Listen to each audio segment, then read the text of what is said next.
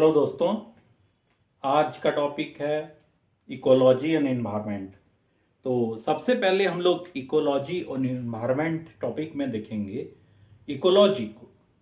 तो इकोलॉजी जब हम पढ़ते हैं, इसका मतलब क्या होता है हिंदी में? पारिस्थितिकी। आप लोग पढ़े होंगे पारिस्थितिकी, ठीक है।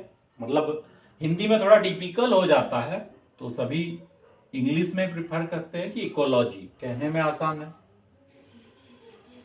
तो ये जो इकोलॉजी टर्म है, आप लोग इसको अगर आप देखेंगे इस तरह से, अगर आप लोग किताबी लैंग्वेज में देखेंगे तो थोड़ा डिफिकल्ट होगा।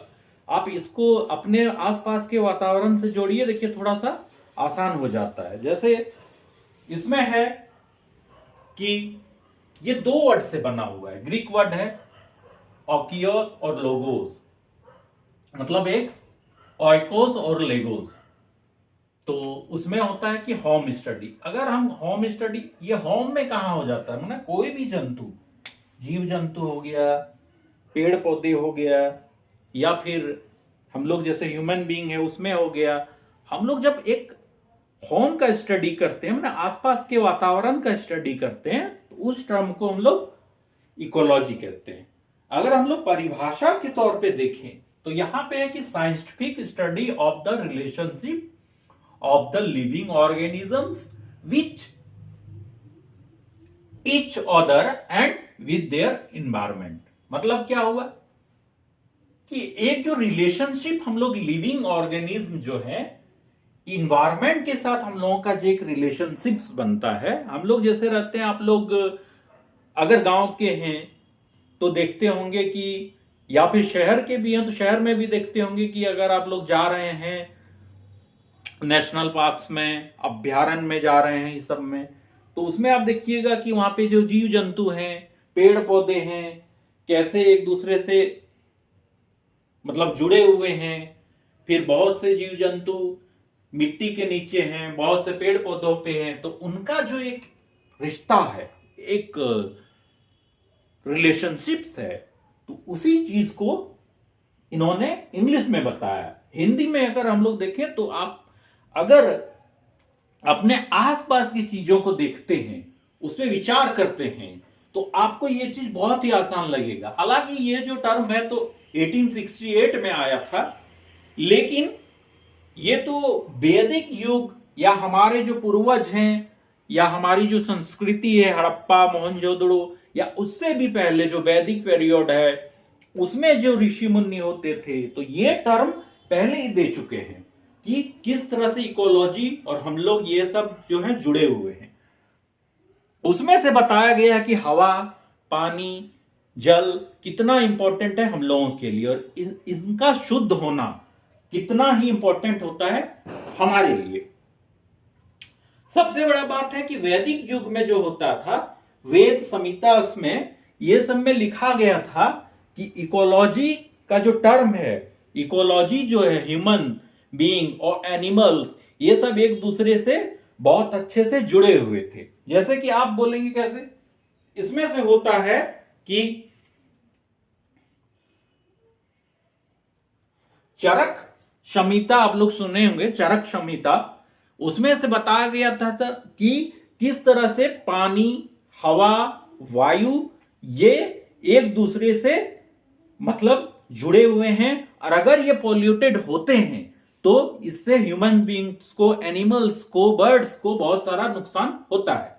ये चीज बहुत पहले वैदिक पीरियड से ही चला आ रहा है कि इकोलॉजी कोई नया शब्द हम लोगों के लिए नहीं है। आप लोग अब अगर जाते हैं खेत में, लैंड्स में, फील्ड्स में, लेक्स में, फॉल में, वहां पे आप सिर्फ देख के चले आते हैं, वैसा नहीं होता है। अगर आप लोग कुछ जानना चाहते हैं तो वहां पे देखिएगा कि कैसे वहां पे जो जीव जंतु पनपते हैं, मछलियां हैं और बहुत सारे जीव जंतु हैं, तो उनका जो रिलेशंस है, कैसे वो वहीं पर रहते हैं, वो अपना एक हैबिटेट और अपना एक घर बना लेते हैं वहां पे, वहां के इन्वायरमेंट को, पानी को, हवा को कैसे अडेप्ट करते हैं, तो वो चीज जो है आप इकोलॉजी को लेके मान के चलिए कि ये उनका वहां पे इकोलॉजी है। अगर हम लोग levels of organisation in ecology की बात करें तो ये 6 टाइप्स ऑफ है। क्या है? 6 टाइप्स है। इकोलॉजी के अंदर में क्या आएगा? इकोलॉजी के अंदर में आएगा क्या? तो इकोलॉजी के अंदर हम लोग देखते हैं, जब इसको डिवाइड करते हैं तो इंडिविजुअल सबसे पहला है, दूसरा है पॉपुलेशन, तीसरा है कम्युनिटी, चौथा है इकोसिस्टम। देखिए इकोसिस्टम जो टर्म्स आ रहा है इकोलॉजी के अंदर ही है। ये जो है इकोलॉजी और इकोसिस्टम्स एक दूसरे से जुड़े हुए हैं। अगर आप लोग इकोलॉजी का स्टडी कर रहे हैं उसी में इसका जो पार्ट्स है वो इकोसिस्टम्स है। इसके भी डिफरेंट ब्रांचेस हैं जिसे हम आगे देखेंगे। ठीक है, पांचवा है बायोम और छठा है बायोस्फीयर। ठीक है, ये 6 टाइप्स होते हैं। अब है कि इकोलॉजी जो टर्म आया, ये एक होता है चरक संहिता और एक सुश्रुत संहिता। इसमें से बताया गया है कि इकोलॉजी जो टर्म है, इकोलॉजी जो इन्वायरमेंट और ह्यूमन बीइंग का जो रिश्ता है एनिमल से, प्लांट से, बर्ड से, कि उस समय भी उनका एक अच्छा खासा अंडरस्टैंडिंग था प्लांट्स को लेके, ह्यूमंस को लेके, इनके रिलेशनशिप्स को लेके बहुत सारा मतलब उस बुक में दिया हुआ है। तो अगर हम लोग बात करें तो ये 6 टाइप्स हो गया, यहां तक क्लियर हो गया। अब level of organisation in ecology 6 type. तो सबसे पहले इसमें आता है इंडिविजुअल। ये इंडिविजुअल है क्या? सबसे पहला है इंडिविजुअल। है क्या ये? इसमें से होता है क्या? ऑर्गेनिजम्स और लिविंग बीइंग्स। इसमें से आ जाएगा ऑर्गेनिजम्स और लिविंग बीइंग्स।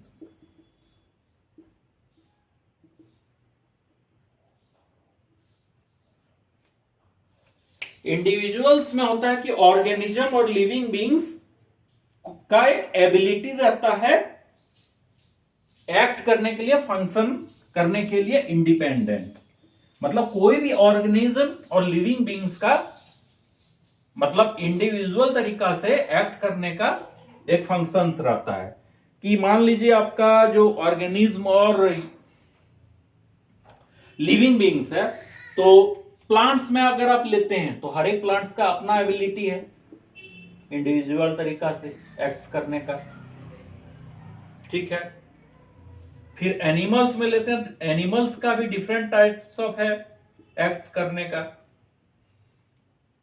अगर हम लोग खुद के बारे में लेते हैं ह्यूमन बीइंग्स में, हमारा भी, हम लोग ह्यूमन बीइंग्स में है, तो हम लोग सबका एक्टिविटी एक टाइप का थोड़ी ही है, सबका अलग अलग है। कोई गुस्साता है, कोई कूल रहता है, कोई मूवी देखने जाता है, कोई पढ़ाई करता है, कोई हीरो बनता है, कोई क्रिकेट खेलता है, इस तरह से होता है ना। कोई नैनवटक्का भी करता है, बहुत सारे हैं। तो ये जो हो गया इंडिविजुअल, तो सबका जो एबिलिटी है इसमें ऑर्गेनिज्म और लिविंग बीइंग्स का, तो सबका डिफरेंट है, एक टाइप्स का नहीं है। तो इसमें जो पहला टॉपिक है कि इंडिविजुअल, उसमें यही मेंशन किया हुआ है। अब हम लोग आगे population, community, ecosystem, biome, biosphere, इसका डिटेल्स अगले चैप्टर में देखेंगे, अगले क्लास में देखेंगे। Sorry, thanks.